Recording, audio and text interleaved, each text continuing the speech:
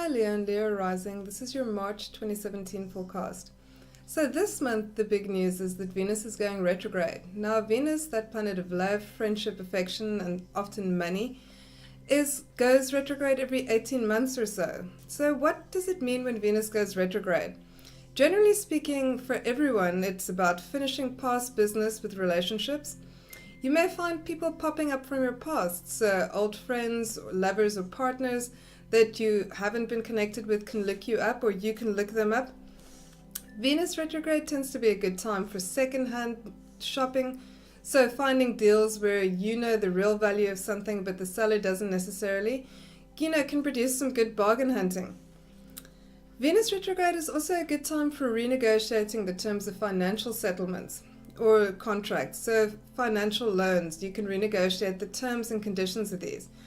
And also when Venus goes retrograde on the 3rd and direct again on the 15th of April, these are good times to switch lawyers if you've been dealing with tricky legal affairs.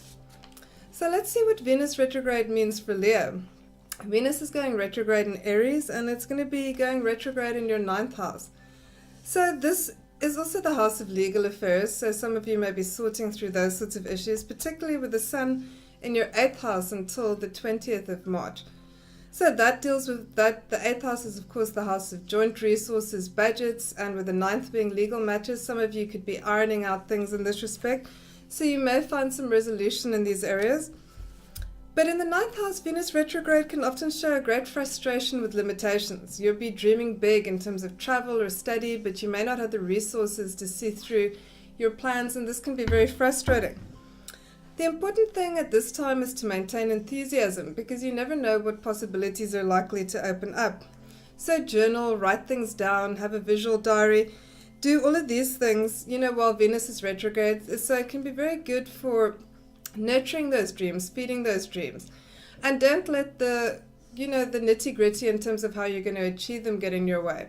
So while you're being realistic, don't let hope and enthusiasm die down completely. So let's look at what else is happening this month.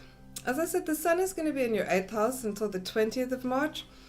And the 8th house is the house of joint resources, other people's money. So it can also be the house of taxes and addictions, fears and anxieties of mind. And for this reason, it can be very beneficial, particularly with Mercury also in the 8th house until the 14th, to do some healing modalities, psychotherapy. Mercury is what's on your mind, so this is very fruitful in terms of budgets, but like I said, also healing modalities. So you could be dealing with financial affairs or doing some soul searching. It really depends where the emphasis and focus is for you. But with Mercury here, that detachment and objectivity is very useful for working through difficult issues. With Mercury and the Sun both in the 8th house, it's very good for also working on ideas that you want to take to teaching, publishing, or print when the Sun and Mercury go into your 9th house of travel, study, and spirituality. So, but that's also the house of teaching, publishing, and print. So with Mercury and the Sun in the 8th, there's ideas that you're developing that you want to take to the next level in terms of self-promotion. This can be a very productive month for that. So from the 20th, the Sun will go into your 9th house, and this is the house, like I said, it's the house where we go from the mundane to what makes our life meaningful and significant. So often here we're looking for adventure. It's a very good time to plan a trip. Travel will seem very appealing as a way to, escape the humdrum routine. It's also a very fruitful time to take up a new course of study. So, and to generate hobbies and interests and that sort of thing. Anything that feeds the mind and the spirit.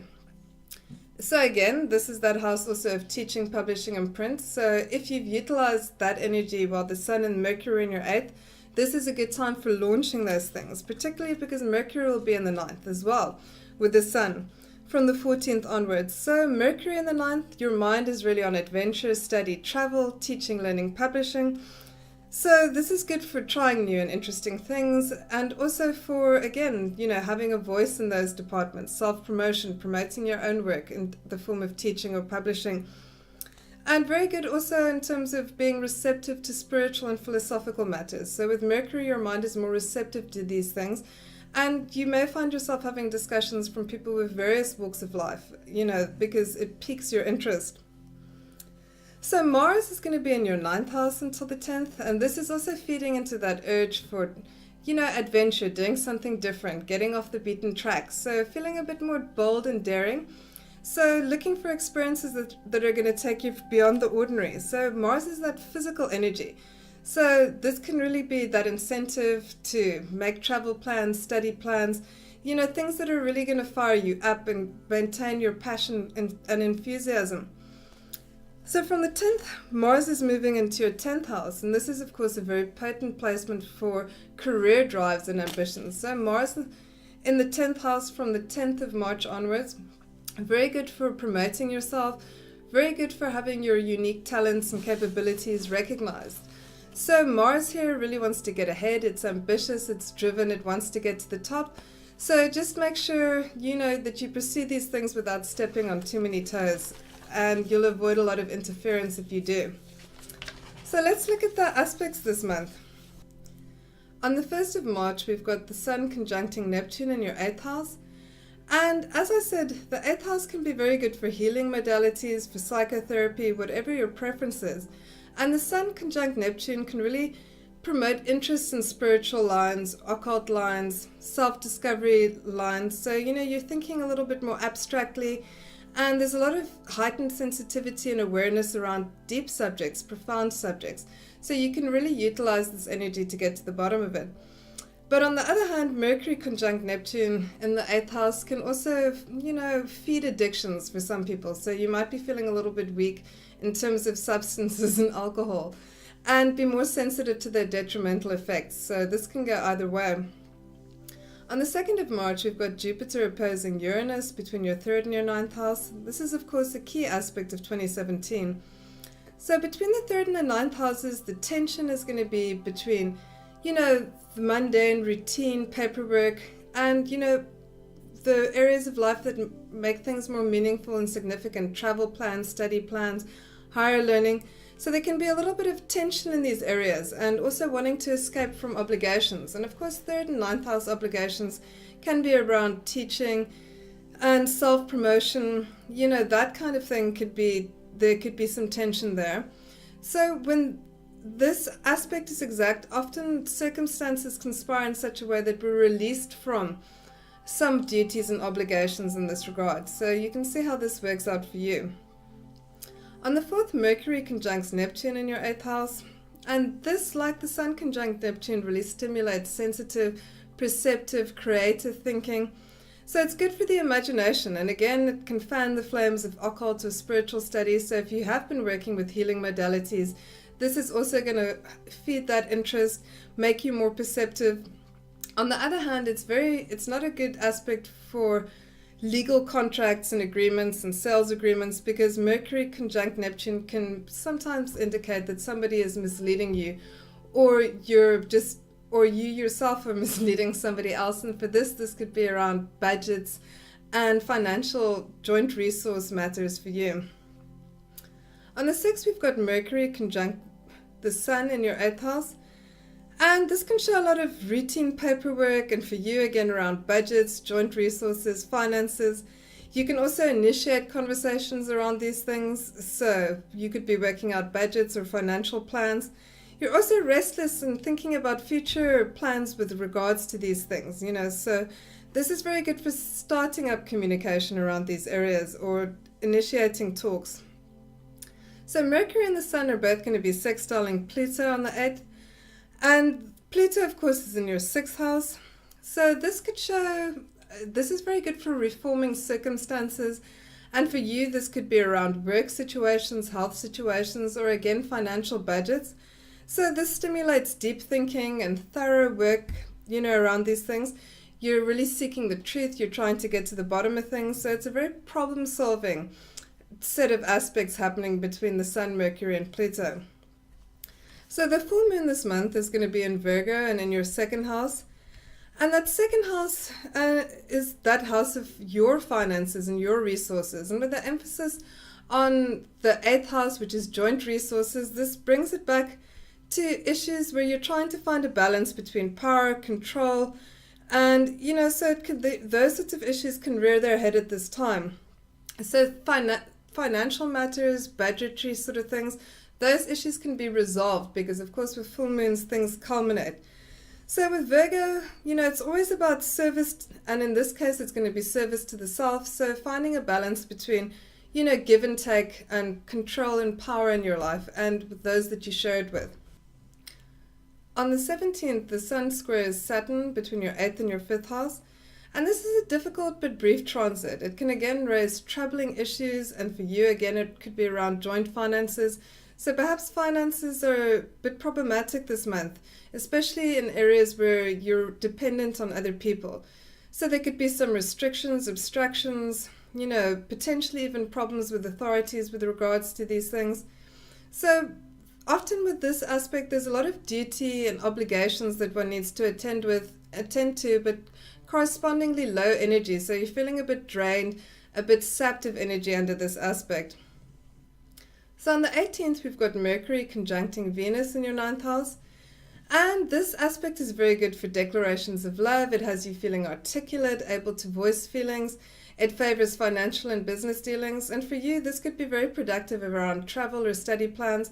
Perhaps you're thinking of studying something creative. On the 24th, Mercury opposes Jupiter between your 9th and your 3rd house. And this can be very good for matters of teaching, publishing, and print because you're able to see the big picture. You're able to take into account the sum of all the parts. So it can be useful in that respect. On the other hand, when Mercury and Jupiter are in difficult aspect, sometimes one doesn't tend to the details of things too well. But with a bit of effort, you can work with accuracy and precision, and this can be a very beneficial aspect in this regard. On the 25th, the Sun conjuncts Venus in your 9th house, and this is kind of a moment of relationship clarity. As I said, Venus is retrograde, and when the Sun and Venus come together in the retrograde cycle, it can be a kind of aha or epiphany moment around love relationships, personal relationships, making sense of things. This can shed some light. This is very good, generally speaking, for self-expression through creativity in relationships. It can bring the return of old or new love interests, and it certainly makes you or the other party seem very attractive. On the 26th, we've got Mercury conjunct Uranus in your 9th house. And although this can be an exciting aspect, in terms of the tempo, Mercury and Uranus can be very stimulating, exciting. But, when these two planets come together in the 9th house, it can also sometimes represent travel delays because Mercury and Uranus together can sometimes show sudden disruptions to travel plans, study plans, that sort of thing. So it could be that this takes that sort of turn for you. So the new moon this month is happening in Aries in the 9th house, and we've got a whole bunch of planets in Aries at this time. It's the Sun, the Moon, Venus, and Mercury all in Aries. So it's jam-packed, and in the 9th house, this is of course that house of travel, adventure, taking on new things and new challenges. In Aries, taking challenges, taking risks around travel and study will be big themes for you in the next 2 weeks, and you'll be taking action around those things. So this is really about feeding the mind and the spirit, and travel and study are really good avenues for this. And you may want to take some risks or some initiative around new hobbies and areas of learning. Everything, like I said, to expand the mind and feed the spirit. So the month ends with Jupiter squaring Pluto between the 3rd and the 6th house. And this is another prominent aspect of 2017. So for you with Pluto in the 6th house, this can show itself in areas of work. It's where we have ambition, we're striving for power, for recognition, to make a difference. So you can sometimes get conflict from people, and for you this could be around people that you work with, so they can oppose you on these fronts. But it's also very good for reforming or restructuring or reorganizing situations, and for you in the houses of work and day-to-day communications, travel, learning, here you can make a really big difference. If you've enjoyed this forecast, please like and subscribe, and thanks so much for listening.